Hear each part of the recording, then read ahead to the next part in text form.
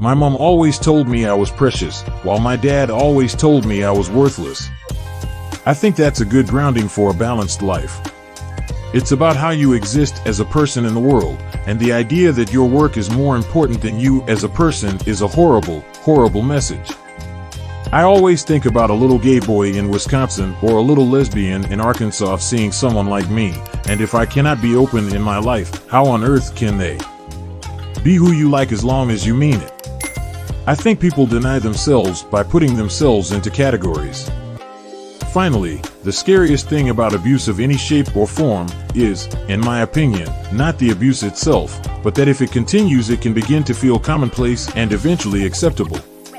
It's exciting to be with really, really good people. Some people make you feel like you've got to up your game. Working with good people is always good. You should have an experience. It shouldn't just be an experience.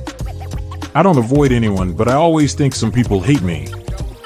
I had to be a grown-up when I should have been a little boy, and now that I'm a grown-up, my little boyness has exploded out of me.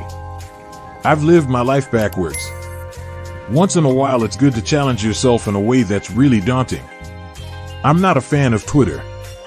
It's actually quite a good ethos for life. Go into the unknown with truth, commitment, and openness, and mostly you'll be okay. If the president of the country is not actually saying something, allowing equality to happen, how could you expect to counsel kids not to bully other kids? If they're not seeing that their society sees gay people as equals, how could you tell them what they're doing is wrong?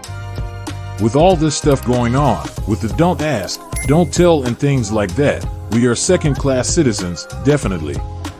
It just seems to me that it's hypocritical for us as a culture to say, bullying is a terrible thing, when really, they are just reflecting what the society is doing. I've actually found, especially doing my cabaret show, I'm connecting with people in a way I haven't connected with them. I've found that when you're open and honest, people respond to that, whatever you're being open and honest about.